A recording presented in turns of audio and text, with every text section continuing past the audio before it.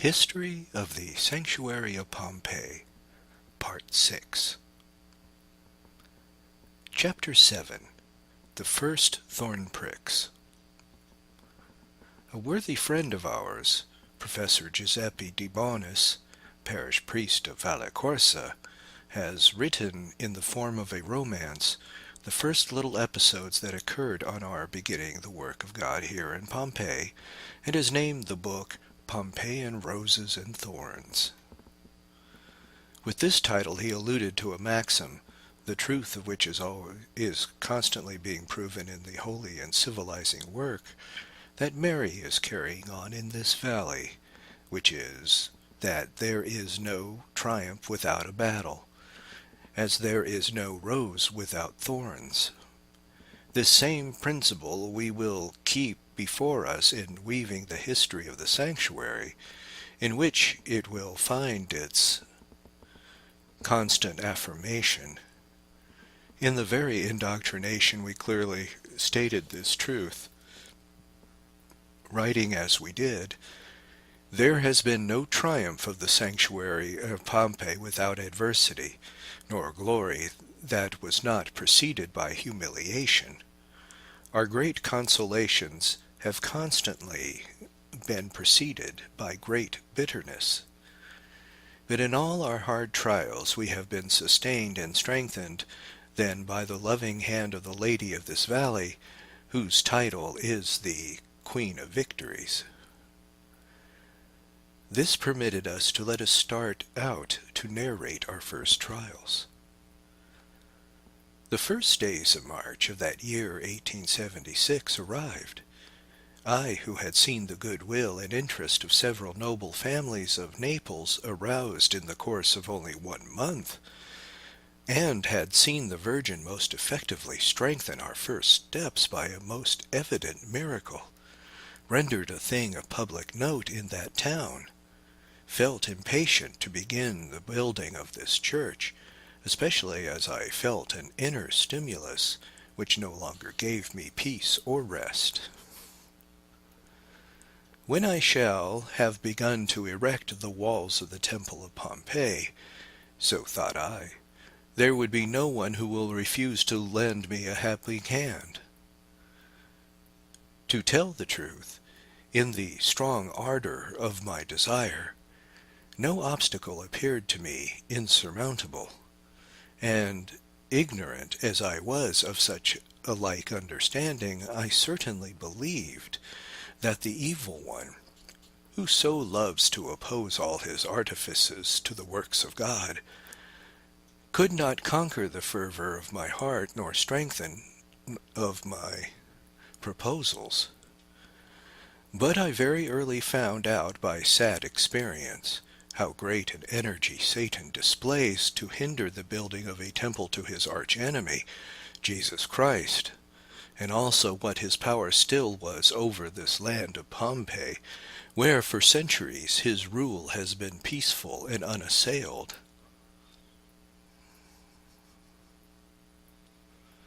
We will see what troubles and contrarieties the great enemy raised from the very outstart, and what bitterness he conjured up to discourage us from our enterprise.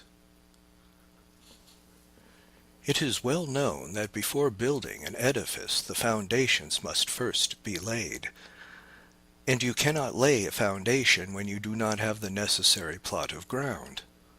So we began to look around for a plot of ground on which to build. The reader will remember how in November 1875, the Bishop of Nola, looking out of the window of the Di Fusco house, and stretching forth his arm, had pointed out in an inspired manner the spot where the new temple was to rise, namely, in the center of the valley, by the side of the old parish of the Most Holy Saviour in the province of Naples. So our first steps were directed towards finding the proprietor of the land adjoining the parish. Having found out that it belonged to a gentleman of Bosco Real, we sent to him the Reverend Father Gennaro Federico to act in the matter. But despite all the going back and forth, it was impossible to come to any settlement, as his price appeared to us to be too exorbitant. One evening, as we were gathered together in the little house at Valle, the Countess, the Reverend Federico and other friends, and myself, we talked the whole matter over with no slight preoccupation, were in great doubt as to what to do, whether to consent to pay the exorbitant price, or to turn in the proprieties of other plots and grounds.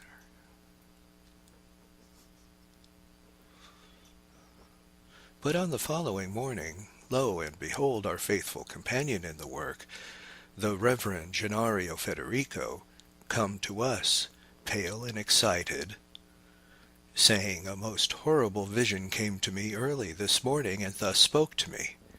How can you thus throw away the money which is the blood of the poor? Leave that proprietor and go to that pious man," and it pointed to a field lying east of the De Fusco dwelling. "He will give you the land on which to build the church without any compensation." We will not here enter upon any discussion as regards this vision. We merely mention it for the sake of historical precision, because it really caused us loss of time, of strength, and of money. This much is certain, that in the condition in which we found ourselves, we were anxious to try to come to terms with other proprietors. So what between the perplexity and the vague hope of obtaining gratuitously the much-desired land, we ran in search of the pious gentleman of Bosco Real. He really was a pious and agreeable man. He received us with all the courtesy possible and with sincere cordiality. He told us that the land was not his, but belonged to his wife, who at the time was absent, but he led us to hope for the best. Bright and happy, we flew back to Valle di Pompei to carry the good news of the Countess and the principal inhabitants of the valley. The building plot was at least sure, and perhaps would be given gratuitously. The temple was no longer to rise opposite the De Fusco dwelling in the province of Naples, but on the east side of the same, in the province of Salerno. Little mattered it to us whether in this or that province, so only we could at last see all the poor peasants gathered for the first time in a spacious sacred dwelling or edifice to listen to the word of God and enjoy the sacred ceremonies of the Catholic Church. That day was a day of rejoicing in Valle, but several days passed, and no answer came from the lady proprietress. But finally it did arrive. The lady, though with great charm of manner, did not consent. We were disconcerted. We did not know whom to turn to, when the Countess came forward with a proposal of her own.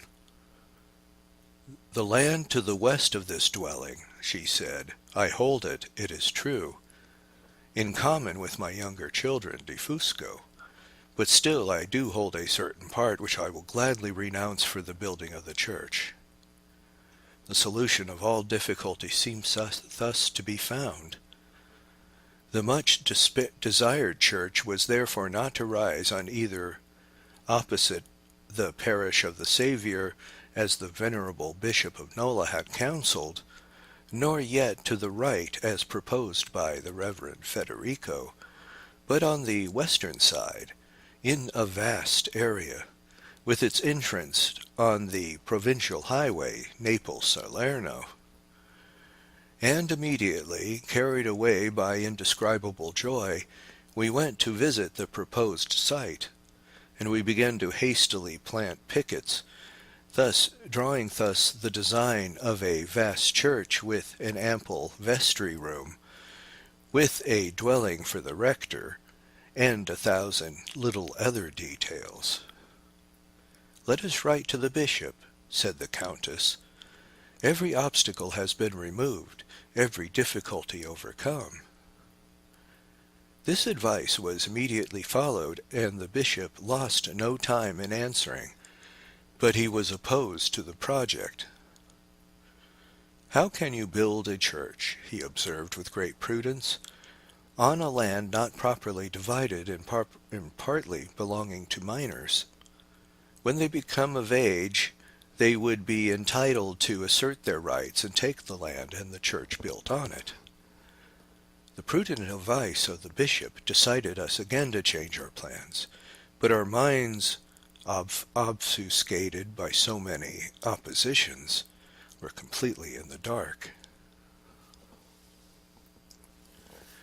Chapter 8. Latiano and Pompei. But not even these contrarieties sufficed. While I was feeling somewhat discouraged, I received on the 12th day of that same March 3 dispatches from Latiano in Terra di Otranto, calling me thither immediately, as my good mother has been taken with such a violent attack on the brain that her life was despaired of.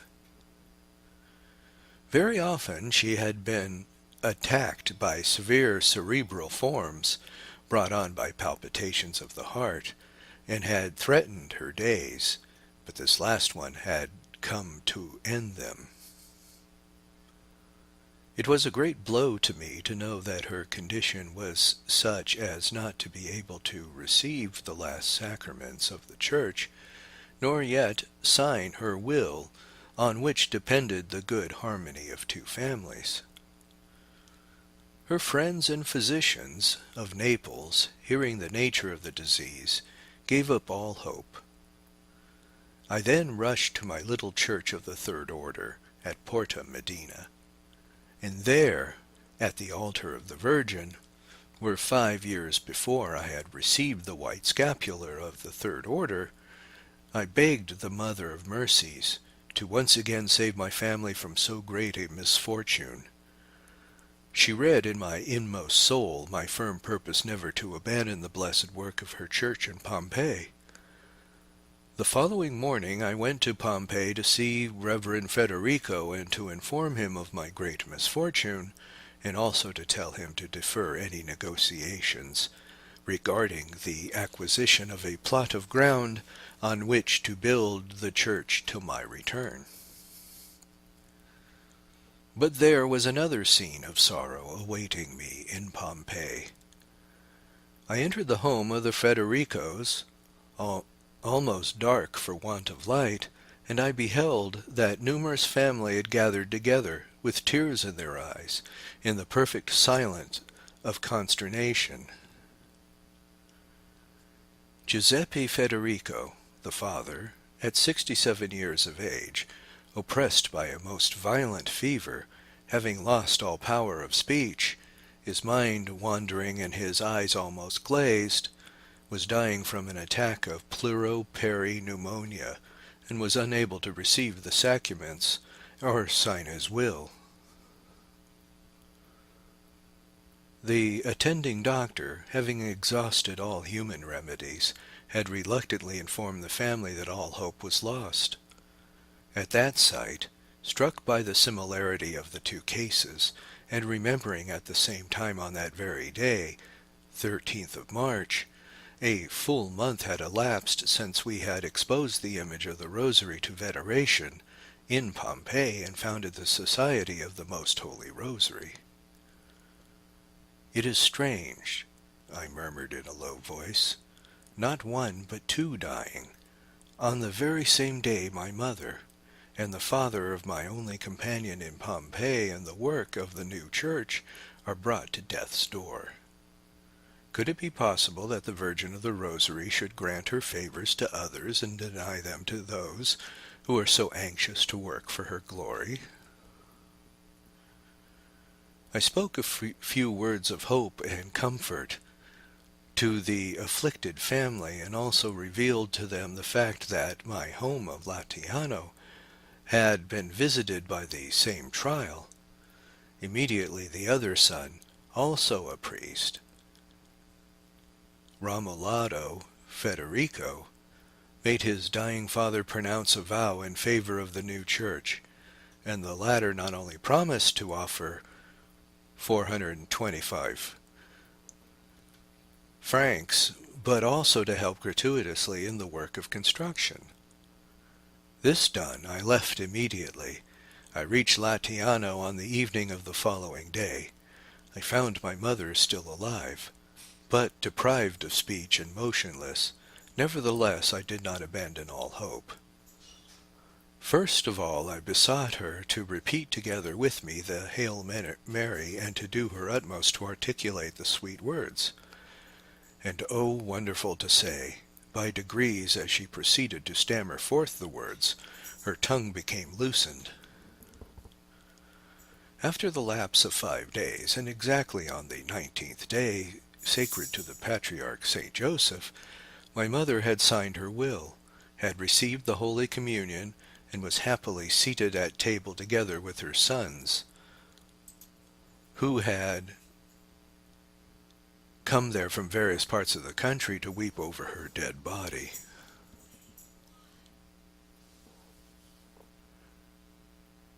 Chapter 9. In Francavilla Fontana. The Pugli, who does not love that generous region, the cradle of a people so ardent and yet so moderate, the land so fertile in its wealth of orange groves and of fine vines of splendid wheat, that have caused it to be named the Golden Goblet of the Kingdom of Naples.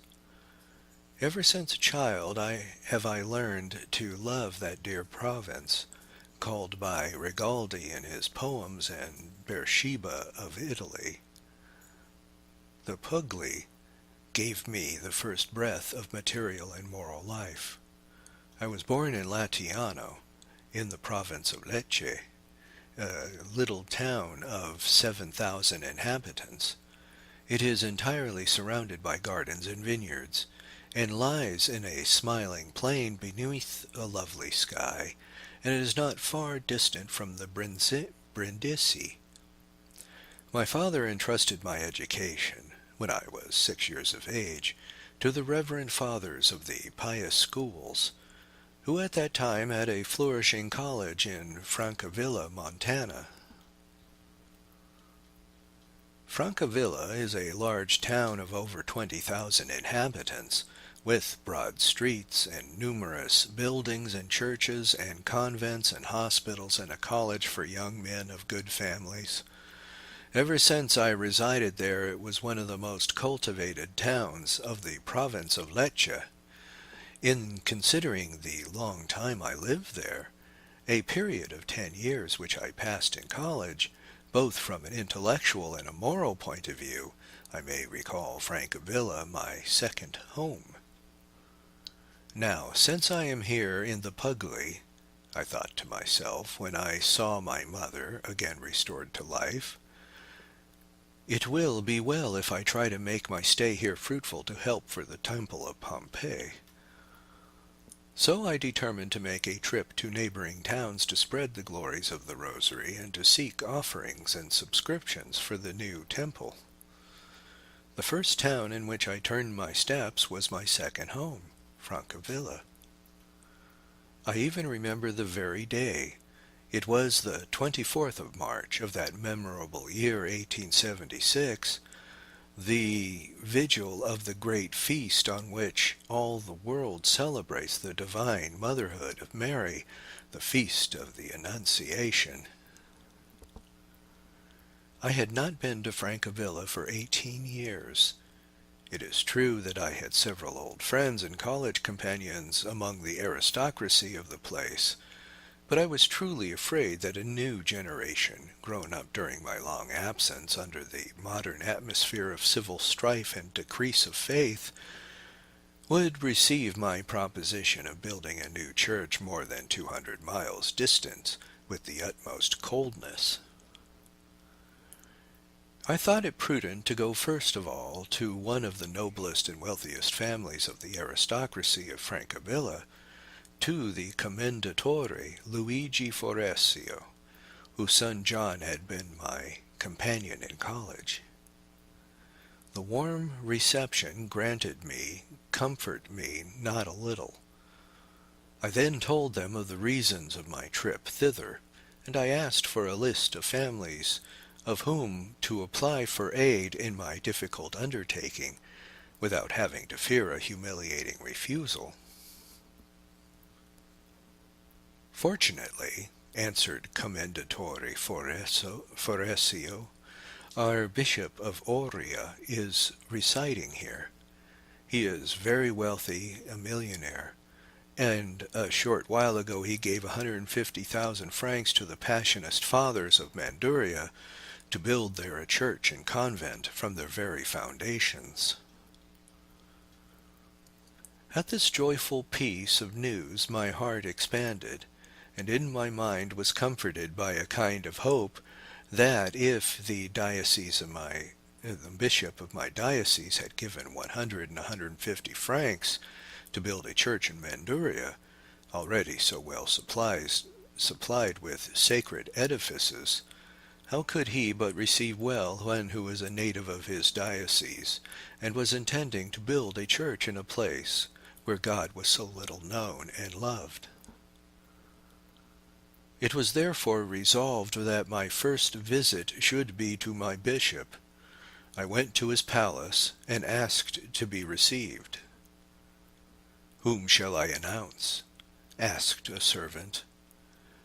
"Name the lawyer Bartolo Longo of Latiano." After a few moments there appeared the venerable figure of an old man, tall and thin, who, looking me full in the face, remained standing at a certain distance.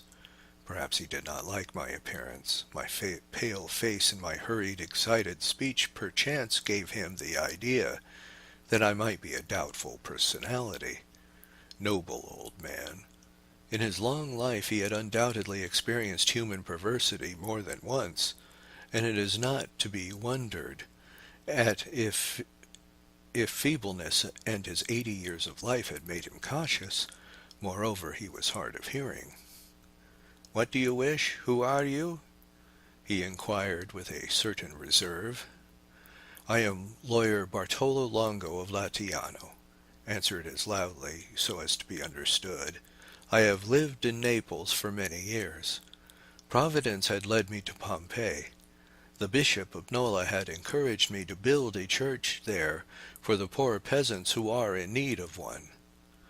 First of all, I have come to you, Excellency, as to my pastor, to ask for your help in such a holy work."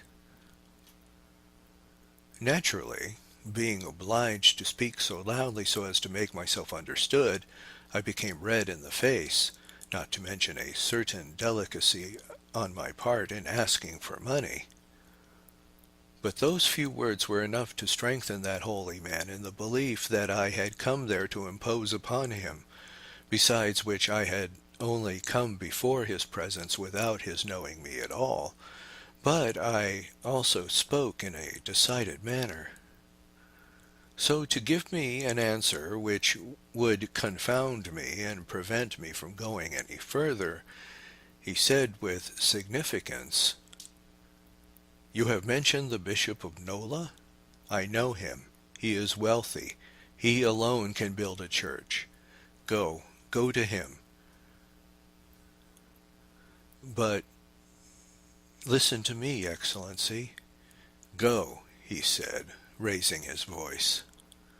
With lowered head, discomfited, confused, discouraged, I muttered a salutation, took off my hat and went downstairs. I have begun well. If the bishop has treated me like a thief, others can but have me arrested and consigned to the carabineers. I hesitated whether to return immediately to Latiano, or whether to stop over that day and the next in Francavilla to try my fortune still further with the inhabitants, and to seek out my old friends and acquaintances. Humiliated and discouraged as I felt, I decided to remain, so as not to wholly to have lost my journey and have returned to my old home in vain. I returned to Commendatore Forezio and told him of my miserable failure. "There is certainly some mistakes here," he exclaimed. "Our bishop is not a man to receive you in this manner. Let the mayor, who is a relation of yours, speak to him, and he will change his mind." I followed this advice, and the mayor, Cavaliere Giovanni Galante, brought me in response a sum of 20 francs from the bishop's brother, accompanied by many excuses. However, what between that going back and forth and a certain discouragement that had taken hold of me in consequence of my first experience, that day slipped by without any further event worthy of note. That little episode taught me that if I intend making a tour of families, I must do so in the company of someone who was known. I must therefore find a friend who not only knew me, but who also had the courage and the sang-froid to present himself to all the best families of the town without fear of an unpleasant reception. All through the evening and the night I was in deep distress of mind. I rose 2 hours before daybreak. I was a guest in the house of the mayor, Chevalier Giovanni Galante, which house was not far distant from the largest church in Francavilla. The festive sound of the great bells pealing forth the Angelus of the morning announced the anniversary of that blessed day when the Archangel Gabriel saluted the pure Maid of Nazareth and announced unto her the great mystery of the Incarnation. It was still dark, but at the joyful music of those bells my heart opened anew to a feeling of happiness and hope, and to a desire of prayer. I prostrated myself. I greeted the Virgin and told her how I too that day needed an angel in human form to be my companion in announcing to the good people of Francavilla the glad tidings of her work in Pompei. At that temple, though I did not know it then, was itself really a mystery of love, and a mystery of mercy shown by Mary to this our century, which the more light it receives, the darker it grows. Some day, not more than 7 years from that time, the temple of Pompei was to be the cause of the greatest blessings and benedictions to the same town of Francavilla, as will be told in due time. I went out to attend the morning Mass celebrated before dawn. I found myself among the immense crowd, which not only filled the large chapel of the Virgin of the Fountain, where Mass was being celebrated, but also the whole right nave. During the celebration I besought the Virgin to allow me to meet with some fit companion. I then suddenly remembered an old friend by name Louis Salerno, who was a public teacher, and hence known in town, and a man of unbiased mind and good religious principles. But where, thought I, can I find him at this hour? And who knows if he is still in Francavilla? When lo and behold, on coming out of church, jostled and hustled by the crowd, I heard my name called. I turned, and oh, what joy! I recognized the very Louis Salerno of whom I had been thinking during Mass. "How come you to be here?" This was the mutual question we exchanged. He then told me that it had never been his habit to leave his house at this hour to listen to that early Mass, but that on this particular morning he had felt impelled to do so. He did not himself know why. Taking him aside, I said to him without any instructions, as frank people always do, "See here, matters stand in this wise. You can help me. With all my heart I am ready to help you. I will not leave you one moment." My friend kept his word, and with him I began a tour of the town, entering all the homes of well-to-do families, and arousing their pity by my description of the miseries of Valley di Pompei, and at the same time exciting in them a desire to taste of the inestimable sweetness and sublime beauty of the Rosary of Mary. I must confess this, to the glory of the town of Francaville. People of every description placed in my hands the offering of their charity, and among all of them I remember certain persons who professed themselves atheists and unbelievers. May this their generosity be the first ring in the chair which shall draw them near to truth, and the foretaste of that peace which alone is found in the love of God, and in the love of her who is his mother. And the Virgin of the Rosary will never forget those dear and good Francovillians who were the first in the three Pugli to concur in the holy work of Pompei. At the end of 2 days I had collected in Francavilla Fontana the snug little sum of 490 francs. In those early days, and in so short a time, it was a fabulous sum. Chapter 10. Unexpected Help from Heaven. Miraculous Recovery of Madame Vastarella. Having made a tour of the town of Messagni, not to mention my little Latiano, with excellent results, I also other places in the Pugli, I returned to the Valley di Pompei. On my return, the priest Gennario Federico came to meet me with open arms, himself full of joy. "There is," said I, "no time to lose now.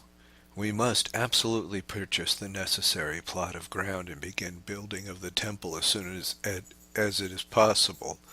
We must once more open negotiations with the proprietor of that piece of land, which was pointed out to us by the bishop, and which lies in the province of Naples, adjoining the parish.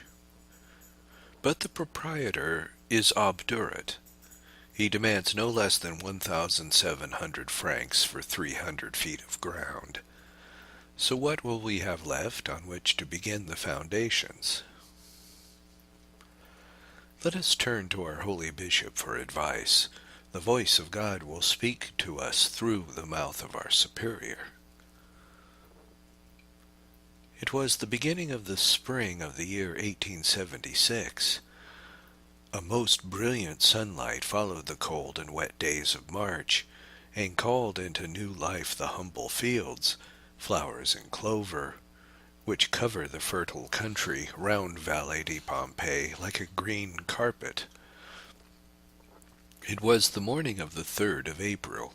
The Countess and I were in Naples, and were issuing from the little church of the Rosary at Porta Medina, comforted by the bread of angels, and ready to re-begin with activity our tour through most pious families of the town.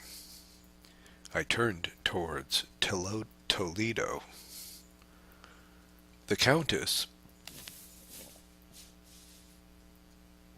accompanied by Miss Ernestina Freda, took a hack and turned towards the Via di Chiaja, but because of some little trouble with the cabman, she changed her mind and had him drive towards the Via of Campodamonte.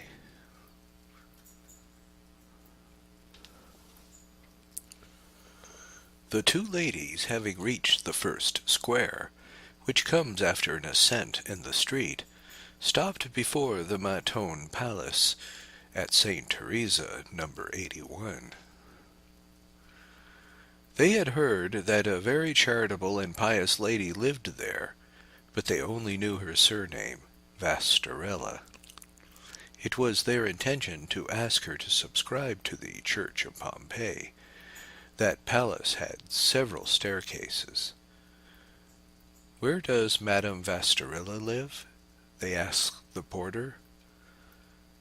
This personage, with Spanish gravity and without moving, waved his hand in the direction of the staircase on the left-hand side. The two ladies began their ascent, but on no door could they find the name Vastarella inscribed. They continued their way up, and on the landing of the second floor they read the word Michio. But the door was open, and a great many people, some consternated and some sorrowful, appeared to be going back and forth. "Please," asked the two ladies of another who was interesting, "can you kindly tell us where to find Madame Vastarella?" "She does not live here. You must take the stairway opposite." "And to think the porter directed us here." "Ah, yes," exclaimed the lady. "He is right. Madame Vastarella is here today because her daughter is dying." At such an unexpected announcement, the Countess and Miss Frida were about to retrace their steps. It was too evident that they would have been considered most indiscreet and annoying had they tried to speak of the plans of some future work to a mother weeping over her dying daughter. Unfortunately, at that moment, a young miss came out. Her face was flushed and wet with tears. She was another daughter of Madame Vastarella, by the name Annina.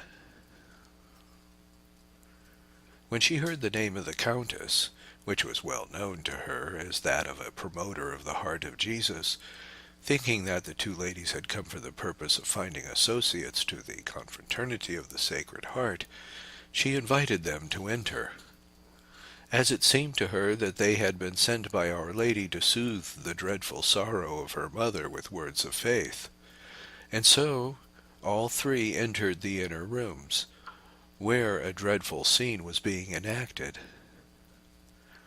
A young lady of 22 years, who was in a delicate condition, black in the face and emitting a dread gurgling sound, the forerunner of death, having lost consciousness and speech, was writhing in the most horrible contortions, distending and then rolling herself up in a manner as to leave no hope either for herself or the child she was bearing.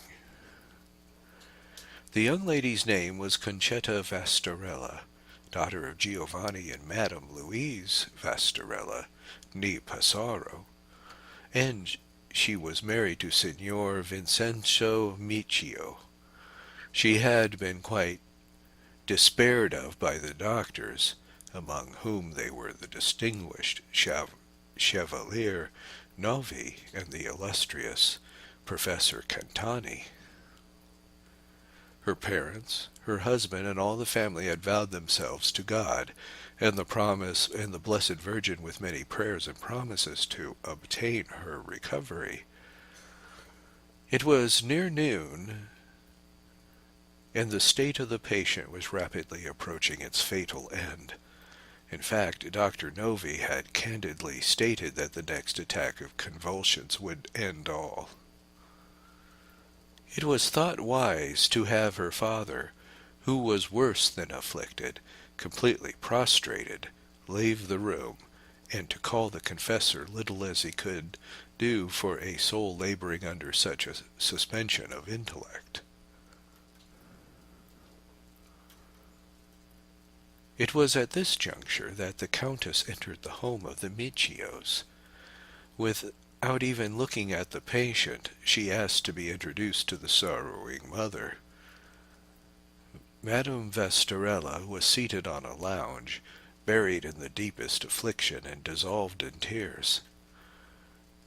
As soon as the poor lady saw the Countess and her companion, she exclaimed, weeping, "I have vowed myself to the heart of Jesus and to the Immaculate of Lourdes, but all in vain."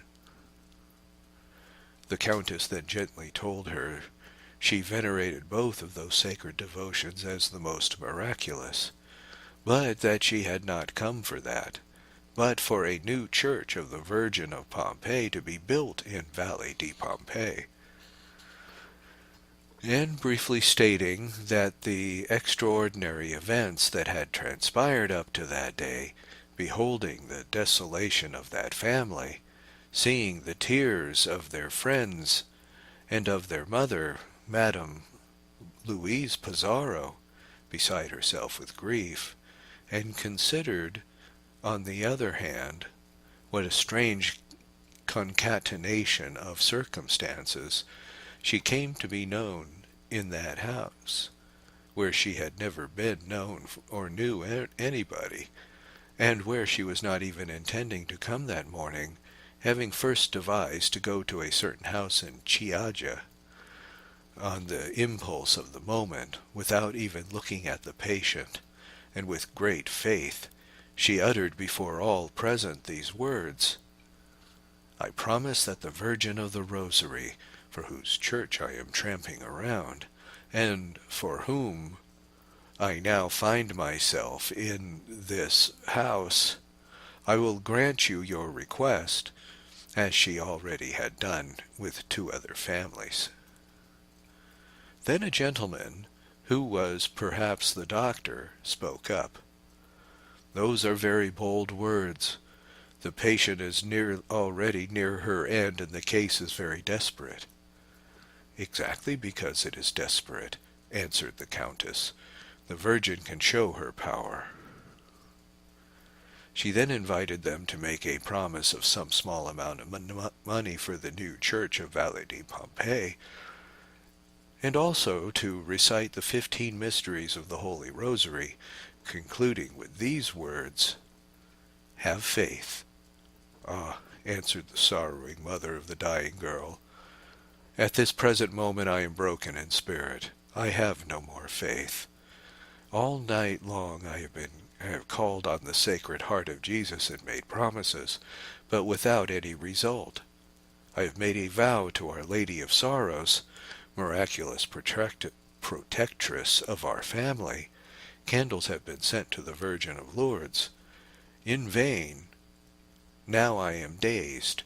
Make any promise you will for me yourself." "Well," answered the Countess, "promise that if you obtain your desire, you will let all the world know of it, and will make out a full and true statement of the facts." "Not only will we write about it," responded the afflicted parent, "but we will come to Valle di Pompei to tell our tale to everyone, on the day that the bishop shall lay the cornerstone of a new church." Then they all went to see the patient. She was in a bath, her lips black, her teeth clenched, her eyes staring, her whole body writhing in horrible contortions, an ice bag on her head, completely deprived of consciousness or feeling. The Countess and Miss Frida left the house in sorrow. The Countess returned home greatly agitated and strongly impressed by her recent experience. She hastened to relate to all the members of her family the strange thing which had occurred that morning. How, instead of going to Chioggia, she had intended she had gone to Capodimonte, how she had mistaken the dwelling of Miccio family for that of Madame Vastarella, how she had found herself in the house of tears, and had seen with her own eyes a young mother in a pitiful condition, and how she had allowed a promise to escape her lips, sure that the Virgin would perform a miracle for the love of her new church in Pompei. The doubt, I hope, the fear of an uncertain result, communicated themselves to the spirits of all of us. How were we to know whether the Virgin would really look with an eye of favor on the strong presumption and overconfidence of the Countess in promising a miracle in her name? Madame Miccio's malady, we reasoned, is one that does its work quickly. The Countess left her in a most desperate state. Hence the day will not pass without either her death or a miracle taking place. What a grand thing it would be for the work of Pompei if this other miracle were to take place here in Naples. The bells of the neighboring convent of San Monica were ringing to vespers. Our home that year was the Via Salvador Rosa, on the square of San Ephraim Nuovo, in the palace of Signor Pizarro, number 290, that the house occupies a dear place in our memories, for it was the cradle of the holy work of the new Pompei, and it was in that house that they received the first announcement that the Virgin of the Rosary had performed a miracle in Naples for love of her new church to be built in Pompei. I remember to a nicety that the first news of the first miracle was brought to the house personally by a very pious lady, by the Duchess Albertini Sozzi Carafa. "By this time," exclaimed the Countess, "Madame Miccio has either died or has been saved. We must find a way out of this uncertainty." Having called an old and faithful servant, Domenico Ostuni, by name, she said to him, "Go to the Mautone Palace at St. Teresa.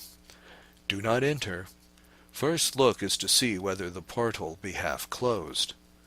That will be the sign that the lady is dead. And without entering or speaking to anyone, return immediately. But if the portal be wide open, enter and inquire of the porter as the state of the health of Madame Concetta Mici Vastarella." The servant obeyed his mistress to the letter.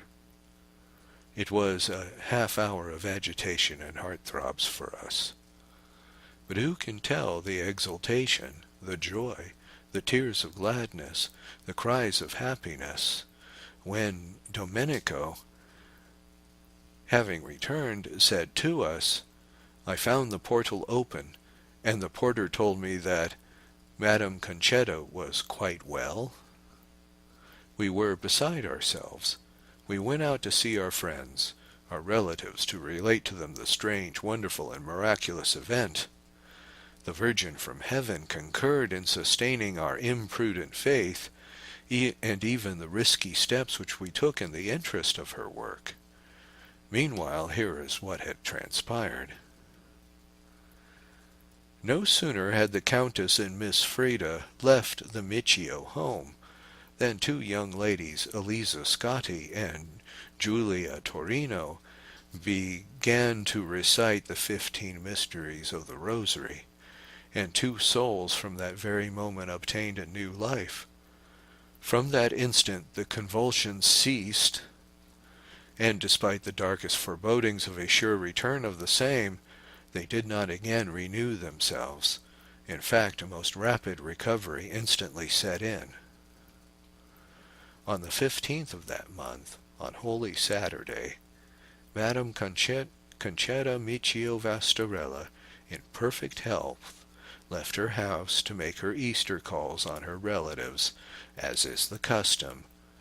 First of all she visited her mother, who, on seeing her, could not cease to shed tears of joy.